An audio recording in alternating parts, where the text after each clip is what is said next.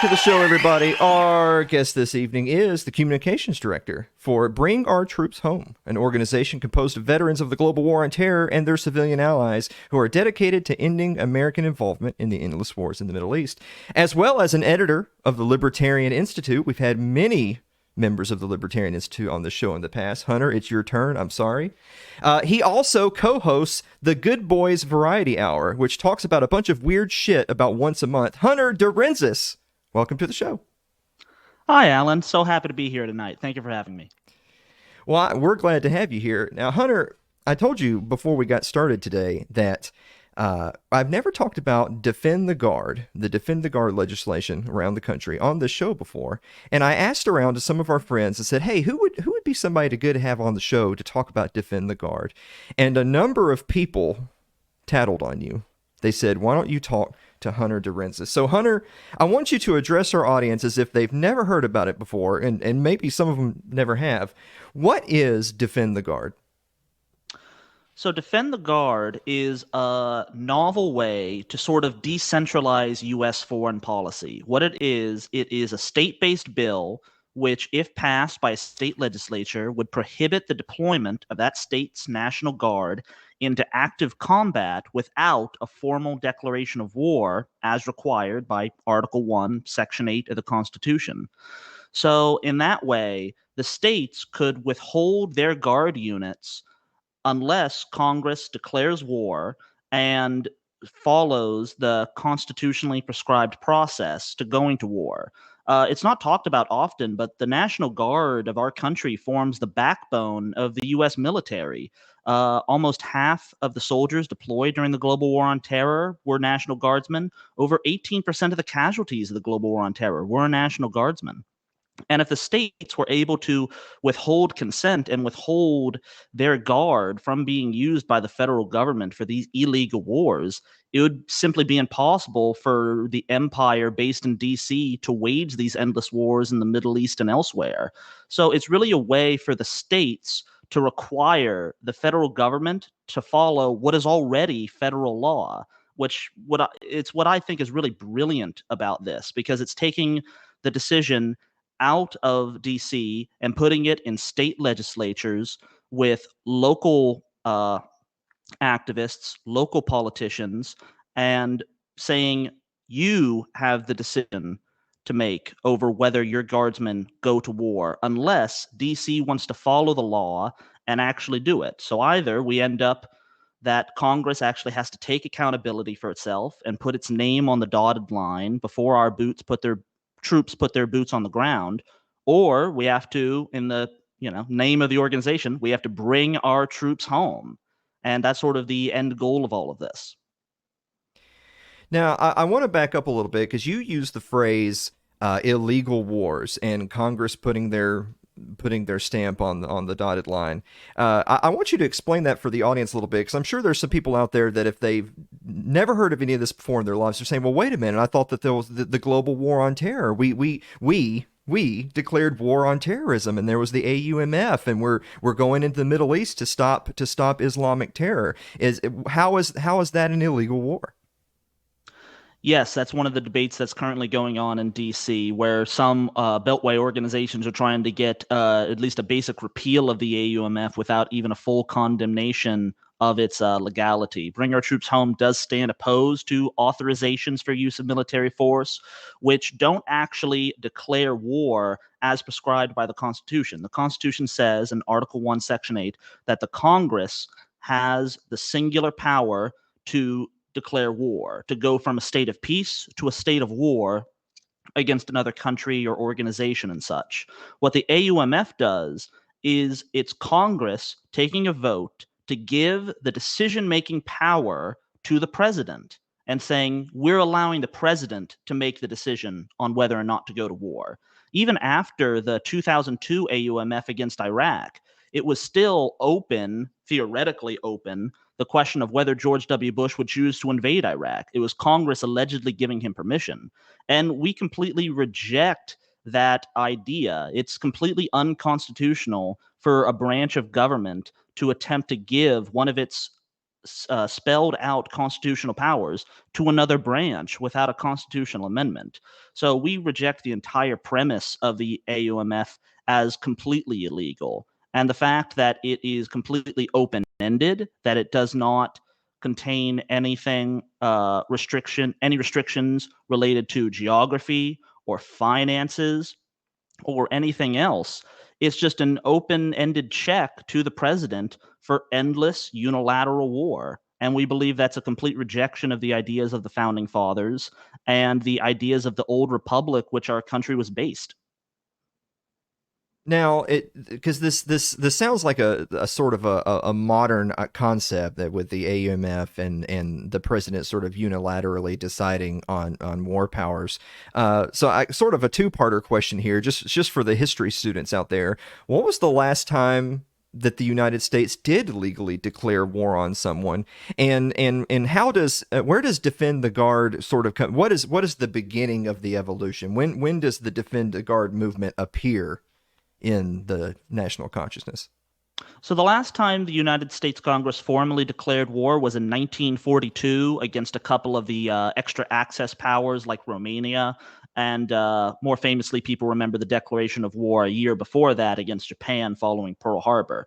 Since then, we've relied only on AUMFs, or not even that, in cases like the current U.S. occupation of Syria or Harry Truman's war in Korea. Congress didn't even have an AUMF. They didn't vote on anything. The president just did it with zero authority, and Congress, the legislature, never chose to hold them accountable. And as for the history of the bill, there are several iterations in the past. In the 1950s, you have some governors declaring that they'll withhold their National Guard. You had a movement similar in the 80s. The modern bill that's currently in use and that we use, a prototype was first put forward by the 10th Amendment Center, I think a little over a decade ago. But we really put the start of our specific movement with the introduction of the bill in West Virginia by Delegate Pat McGeehan starting in 2015. Pat is a great guy. He's a veteran of the U.S. Air Force. And every single year, starting in 2015, he began introducing the Defend the Guard bill. He, I believe, took the 10th Amendment's version, Center's version, made it better, specialized it, and year after year introduced it. Sometimes being the only vote and the only supporter, the only time the bill's being introduced in the whole country. But he did this repeatedly until our organization adopted it as our cornerstone project beginning in 2020. And in the past 3 years, we've worked to get Defend the Guard introduced in over 20 states. And we've already begun pre-filing for the 2023 legislative session, and we'll be adding even more states to the roster, such as North Carolina, Georgia, Pennsylvania. So every year we're growing with this bill. Well, it's interesting that you mentioned the 10th Amendment Center, Hunter, because TAC did a special recently on Defend the Guard with our friend Michael Bolden saying, quote, "Amazing that Defend the Guard, after all these years, is a lead focus in much of the liberty movement." So what do you think it is about Defend the Guard that has made it so well received and perhaps generated more enthusiasm than some of the more radical ideas that are out there around the liberty community? I think it's because foreign policy often takes such a focus in our movement. I think if you ask most libertarians, they would say the worst crime the state commits is war. That the wars in the Middle East, the invasions of Iraq, Afghanistan, our potential to enter a World War III with Russia over Ukraine, that these are the biggest issues facing our country, or you could say the human population, and that, they're much bigger problems than the, state of the DMV. But even though libertarians think that this is the most important issue, they don't really have a lot of solutions on how to deal with it. You could say, like, oh, well, if we elect enough people in Washington, D.C., if we get Congress to break a 70-year tradition and actually declare war, if we get Congress to actually care about following the law or care about stopping these wars and not being completely bought off by the military-industrial complex, well, then we could accomplish something.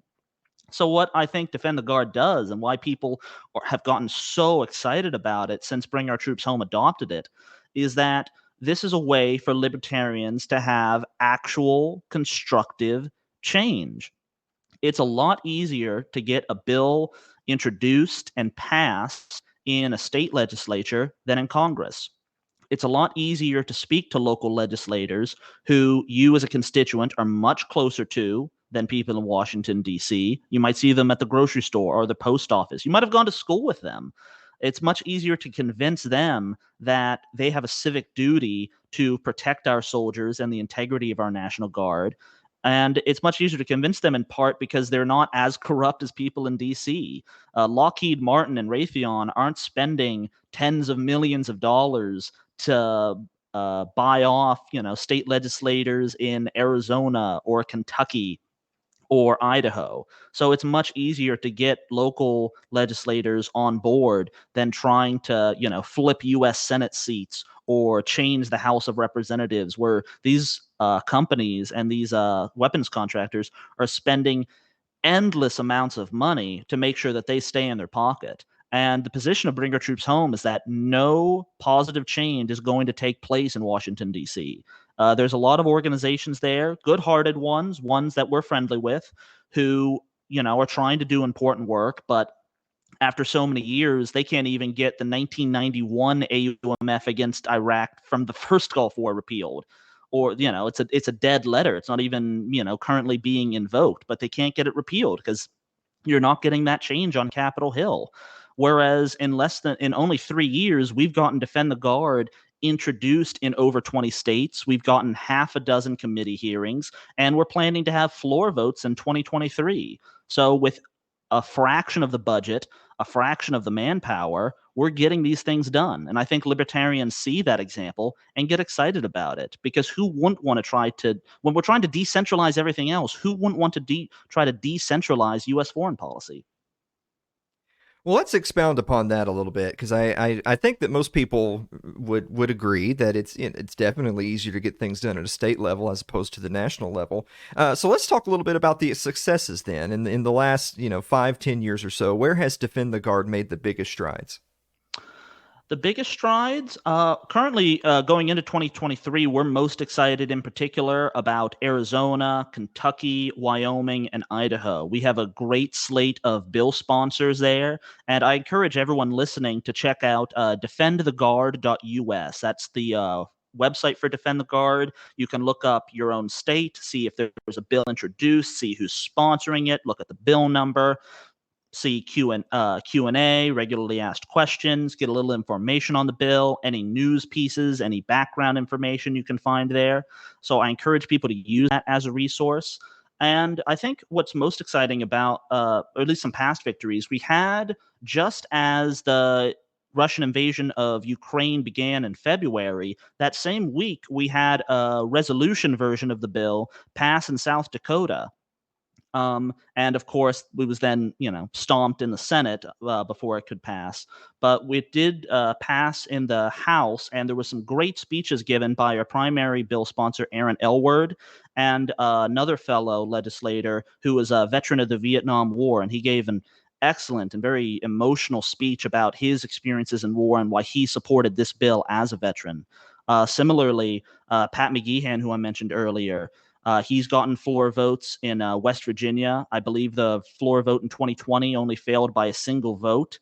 And he gave in a very impassioned speech last year about the bill as its closing monologue, which people can find on our YouTube channel and our Sovereign channel.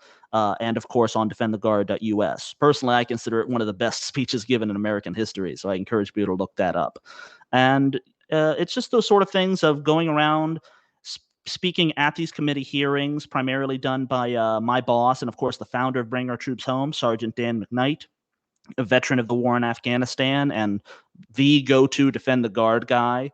And being able to have Dan to speak to people, speak to legislators, change minds, change hearts, and every year get this bill further and further to getting passed and closer to bringing our troops home.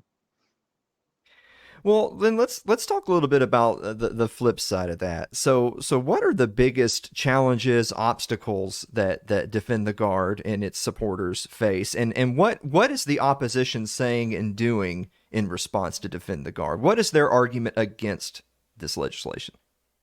So we get two primary criticisms of the bill. The first is saying that it's unconstitutional, which we completely reject. People like to point out Supreme Court decision back in 1990, Perpich versus Department of Defense, and that was when the governor of Minnesota, Rudy Perpich, attempted to withhold the Minnesota National Guard from training exercises being done by the Reagan administration in Central America. And the Supreme Court declared unanimously that states do not have that authority. But the decision was extremely explicit in no uncertain terms that states could not withhold the Guard for training missions. It gave no indication whatsoever about active combat because that's explicitly spelled out by Article 1, Section 8 of the Constitution. And that's what Defend the Guard is in reference to. Of course, the Guard can be sent for training missions abroad, but not into active combat without a declaration of war. And some people try to argue that it's a nullifying bill and that because it's with nullification, it's illegal. I disagree with that interpretation. I know even supporters, I believe even Michael Bolden sometimes refers to this as a nullification bill. I disagree with that because the whole purpose of the bill is to obligate Congress and the federal government to follow what is already federal law. We're appealing to the Supremacy Clause because there's no higher law than the Constitution, and Article 1, Section 8 of the Constitution mandates a declaration of war. So I don't interpret it as a nullifying bill. But the primary criticism we get is with funding. In most states, over 90% of the National Guard funding comes from the federal government.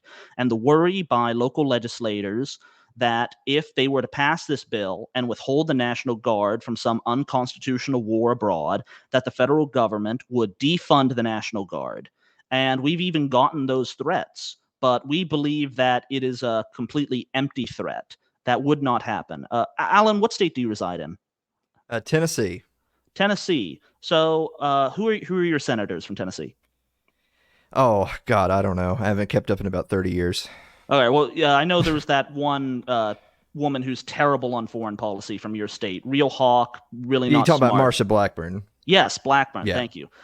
I guarantee Blackburn would hate Defend the Guard. She would not support this bill. But if it passed, do you think Marsha Blackburn would ever allow the federal government to defund the Tennessee National Guard to try to take units, equipment out of her state to close bases?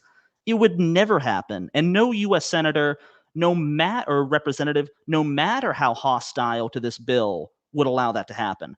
With one exception, we got I believe it was either last year or the year before, we got some great progress in the Wyoming State House. We had over 20 co-sponsors to this bill. So what happened is that the adjutant general of the state, who is placed by the National Guard Bureau located in DC, put in charge of the Wyoming National Guard, he took the legislators, the bill sponsors, on a tour of the bases and basically did the threat, backed up by Liz Cheney herself, that if you don't drop this bill, we will take every gun, every vehicle, every piece of equipment, every bullet shell out of this state. We will relocate units. We will shutter bases. And this was a personal promise by Liz Cheney herself, who, of course, would do this because, one, she's a Virginian, so why would she care about the people of Wyoming? And two, she's pure evil, so she doesn't need any other incentive to hurt people. So besides that exception, no politician with a realistic chance of reelection would ever allow their National Guard to be defunded. So we think it's an empty threat by the federal government to try to keep the bill from passing. And the fact that when we do get the bill introduced and do get it to these committee hearings, that you have adjutant generals showing up, you have people from the Pentagon flying in to testify against the bill because they say it's a threat to our war stature in the Middle East and elsewhere. That's how you know the bill is effective, that the Pentagon is terrified of this, and they actually put in the work to try to stop us and try to prevent veterans from testifying in favor of the bill. And I can proudly say that in all the states we've had it introduced, in all of the places where it's gotten a committee vote or a committee hearing, not a single soul has ever testified against Defend the Guard who wasn't being paid by the government to be there. Not a one. Wow. I just want to mention really quickly because I almost never talk about Tennessee politics specifically on this show, and there's two reasons for that. One being is that I just try to make it more of a general audience friendly show as opposed to just Tennessee. But two, Tennessee's awful. I love the state of Tennessee, and I think everyone should move to the state of Tennessee as opposed to some cold, frigid state in the Northeast to try to make it better. But politicians from Tennessee are just abysmal. Marsha Blackburn, I could have gone this entire interview without you bringing up that woman. I did want to mention really quick, Bill Haggerty is our other senator, and he's on the Foreign Relations Committee. So Tennessee's not the best, all right, when it comes to our representatives and our senators. I will say we're still looking for a bill sponsor for Defend the Guard in Tennessee. So if there are any Liberty legislators who listen to this, or anybody listening does know somebody, we're on the search. Well, there you go. That's good to know. A couple of other things on Defend the Guard before we move on. So it's had its ups and downs. It's a movement that's definitely grown over the years, but this is sort of kind of a curveball for you to get your thoughts on. Do you think that the Defend the Guard movement as a whole grows or shrinks as more turmoil is potentially on the horizon in American foreign policy? I think it certainly grows, and that sort of goes with any political issue. Any issue that you focus on and say that this is a problem, the more it's in the public focus, the more attention the issue is going to get, and the more you'll be able to see success with trying to make it better.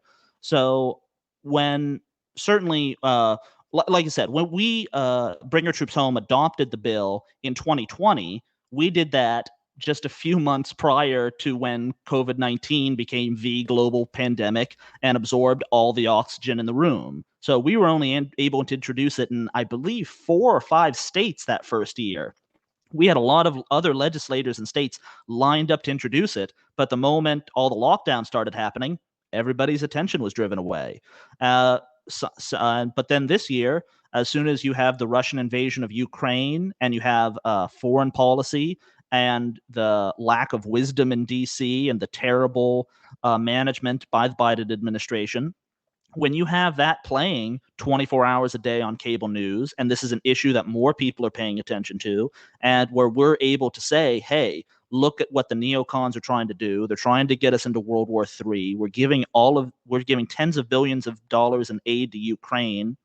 We're trying to nation build in Eastern Europe. We're doing this recklessly. We shouldn't even be NATO. This gives us a lot more ammunition and a lot more targets to fire at, which is beneficial to the cause of Defend the Guard, because even when you don't have this in the news, it's still a major issue. I don't think anyone in cable news was particularly talking about Afghanistan for the last decade of the war. Between 2013 and the eventual withdrawal. It's not talked about right now, but we still have 2,500 troops in Iraq. We have over 1,000 in Syria.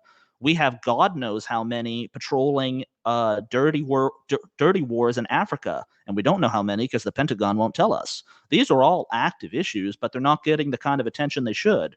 So when the government does mess up enough, as it often does, to bring this into the public forefront, I do think it is definitely beneficial to the movement because it just makes people focus on an issue that's happening all the time, whether they notice it or not. Well, it's funny that you mentioned how the pandemic era sort of sucked all the oxygen out of the room. Is that and I think you know where I'm going with this. What I'm always afraid of, Hunter, is take Afghanistan for example. There was a lot of polls that were going around that were demonstrating how much the public had really checked out on Afghanistan. As you mentioned, it wasn't really getting coverage for years at that point. But the public as a whole had sort of moved on from it as an issue. And when the idea of an Afghanistan withdrawal came up, it was pretty well received across most political spectrums. Let's get out of Afghanistan. It's been long enough. What I'm always afraid of, because I tell this story all the time, you know, I was in high school when 9/11 happened, which means I would have been a younger kid, you know, during the first go round in Iraq.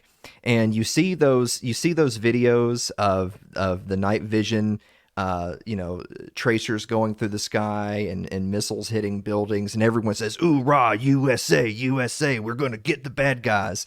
And it seems like, I'm not trying to sound conspiratorial in nature when I say this. I'm trying my best not to sound like a crazy person, but it seems like whenever there's enough impetus to get some type of actionable change on an issue like this, there'll be some new disaster or emergency or threat, in this case in foreign policy, and all of a sudden it seems like it's so easy to whip the public back up into that fervor of, oh, we're in danger, this must be addressed, and all of a sudden things like this go to the wayside. So I don't know if this is so much a question as it's just me voicing my concern that I'm always afraid that whenever someone like yourself, or whenever a movement like this gets to a certain point of moving the needle, there's always that next emergency.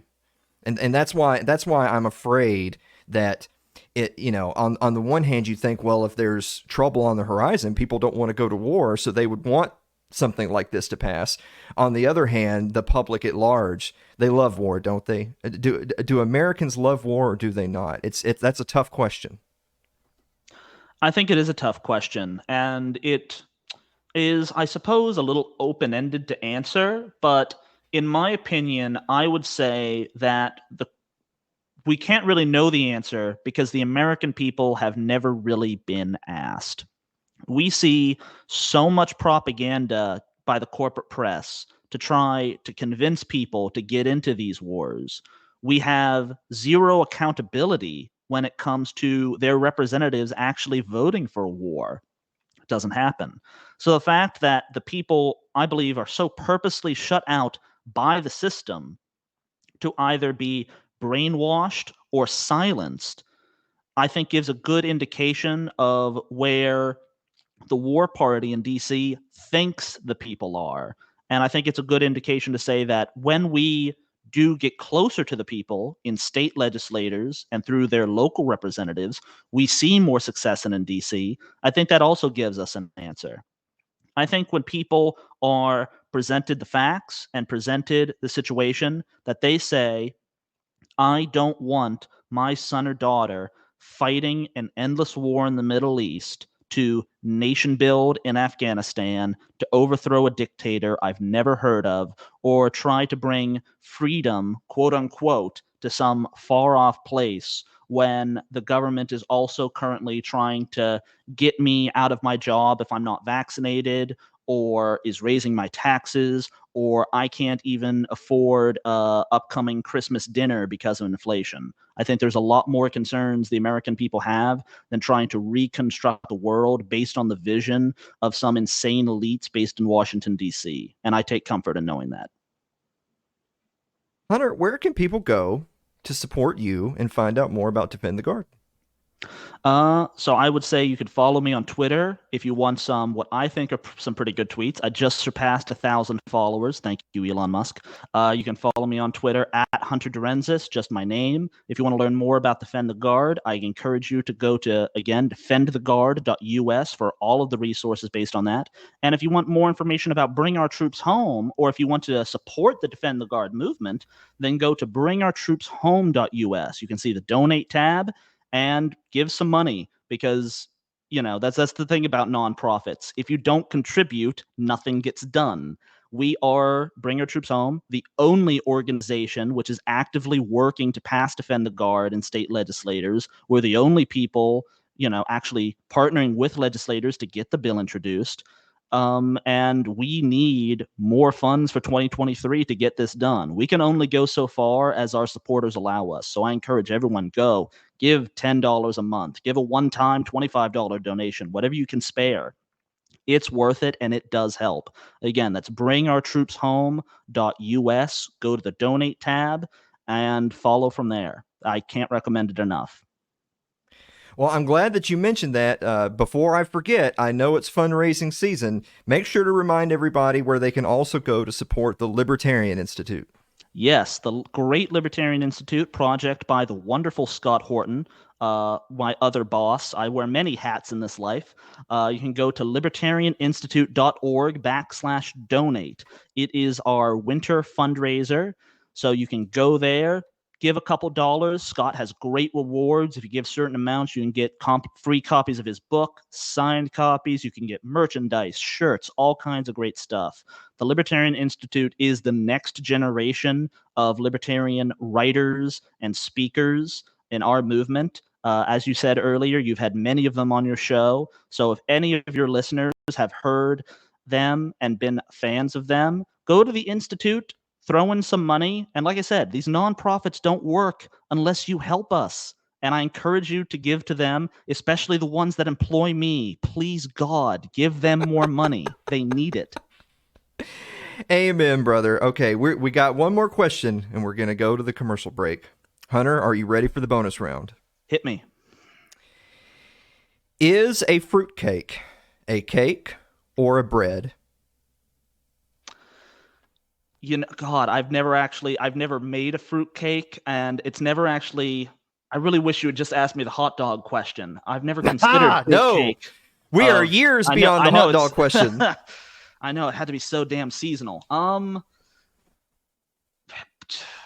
I kind of just have to go on the context of the question. I want to say it's definitely more like a bread, because you're not trying to bake all of that fruit into a cake, because often it would just sink to the bottom. No, I'm going to go with bread. It's more like a bread. All right. Your final answer is a fruitcake is a bread. Yes. Yes. Clock in or whatever. Oh, I'm sorry, Hunter. You hate to see it. Hunter, let me read it for you.